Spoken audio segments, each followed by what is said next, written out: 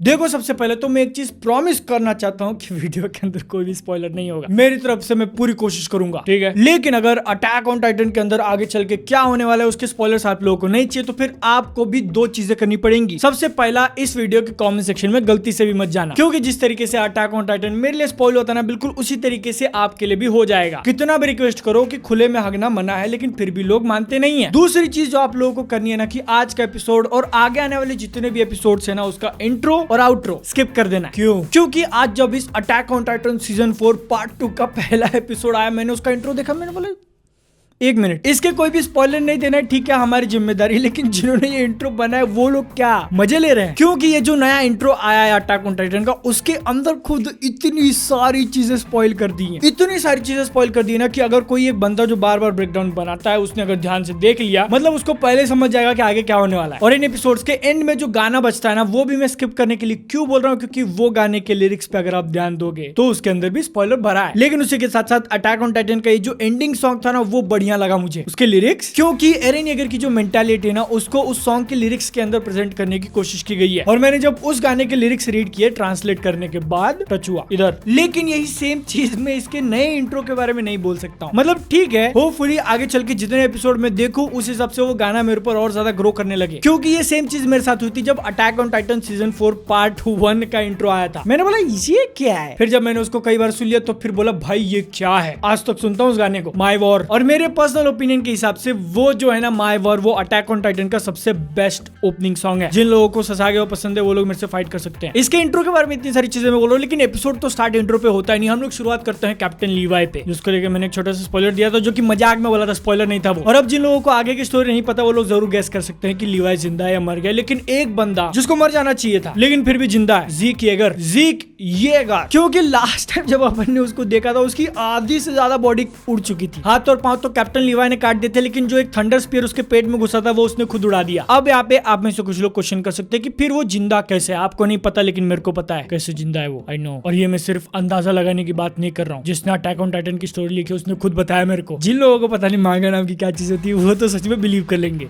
लेकिन एपिसोड में वहां से आगे चल के येलेना ही नाम था ना इसका, जो भी मोहतरमा है, ये एरन येगर को बोलती है कि तू अकेले लड़ने मत जा, ऑड्स जो है वो तेरे अगेंस्ट है। वो 3 टाइटन, उनकी अच्छी खासी आर्मी, और तू उनसे अकेला लड़ने जा रहा है। ये सारी चीजें सुनने के बाद एरन वही करता है जो हमेशा से एरन करता आ रहा है, अपने मन की। एक बार का कमांडर अरविंद या फिर लीवाई की बात सुन के ले लेगा, लेकिन अगर किसी औरत ने उसको ऑर्डर दिया तो फिर नहीं। ये मैं थोड़ा सेक्सी साउंड कर रहा हूँ क्या? आगे बढ़ते हैं। उसके बाद अपने को जो भी सारा बैटल देखने मिलता है, फायर, आग होने वाला था, ऐसा मैं उम्मीद कर रहा था। लेकिन इस पूरे एपिसोड के साथ साथ उस बैटल के अंदर भी ना अपने को एक स्टोरी बताने की कोशिश की है। फैन सर्विस बोल के ऐसे एकदम मारा मारी के ऊपर फोकस नहीं किया, जिसका अगर एक एग्जांपल देना हो ना, तो फिर वो वाली फाइट सीन जिसके अंदर एरन एक साइड पे है, उसके सामने आर्मर और जॉ टाइटन, वो लोग वहां पे एकदम ऐसे खतरनाक वाला लड़ाई तो लड़ रहे। लेकिन मैं सोच रहा हूँ बैकग्राउंड में म्यूजिक अलग क्यों बजा है? मतलब कि उसके ठीक पहले अपने को पिछला वाला एपिसोड खत्म किया था, 1 साल बाद चीजें देखने मिल रही हैं, और वो लोग अब जब लड़ाई कर रहे हैं तो फिर उसको एकदम बहुत ज्यादा हाइप देके बिल्डअप क्यों नहीं किया जा रहा? उनके एक एक पंचेस, एक एक मूव को ऐसे स्लो मोशन में दिखा के उनके ऊपर बहुत ज्यादा फोकस क्यों नहीं कर रहा है? सारी फाइटिंग रियल टाइम में क्यों हो रही है? स्लो मोशन कहाँ गया? ये सब होने के बाद वो वाला सीन जब एरन के सिर पे आके गोली लगती है, मैंने बोला वो भी ऐसे ही दिखा दिया। ये सारी चीजों के लिए बिल्डअप कहाँ है? क्योंकि मेरे को आज भी याद है जब मैंने वो वाला सीन मांगा के अंदर रीड किया था ना, उसको ऐसे दिखाया आके गोली लगते हुए, तो मेरे को लगा ऐसे धक्का लगा था। और मैं उम्मीद कर रहा था कि उसको दिखाने के लिए पूरा एकदम ऐसे अपने को हार्डकोर फाइट दिखाएंगे और एकदम से गोली आके लगती है, सब कुछ शुरू।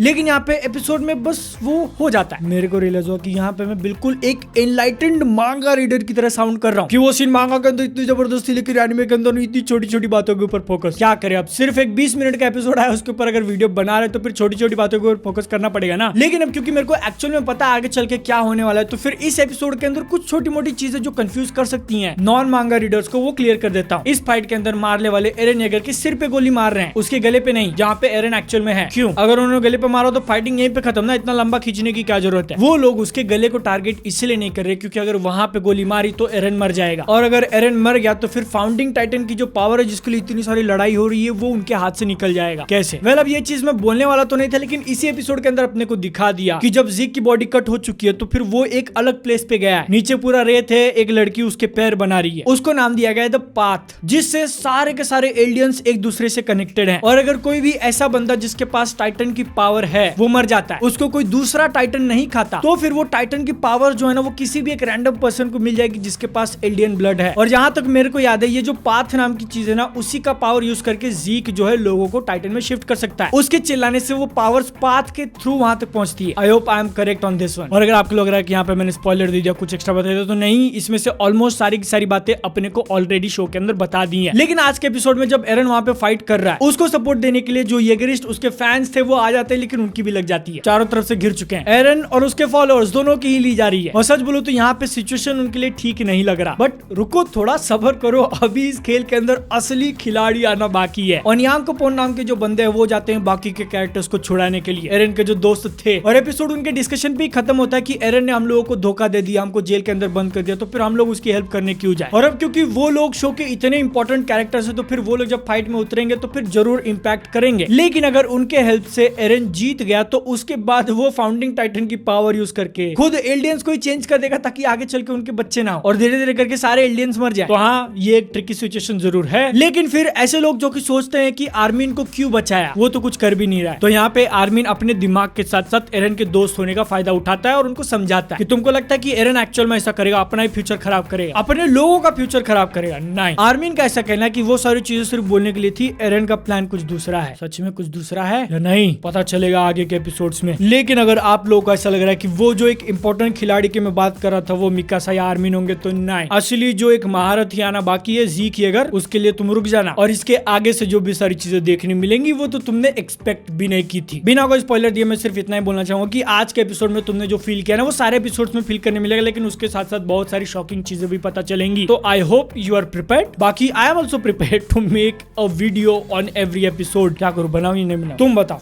नीचे कमेंट सेक्शन में। बाकी अगर वीडियो पसंद है तो फिर चैनल को सब्सक्राइब कर लेना। मेरे से पर्सनल कमेंट करना है तो फिर मैं मिल जाएगा इंस्टाग्राम पे, वरना अगली वीडियो में। तब तक के लिए जय हिंद, वंदे मातरम। लेकिन oh shit।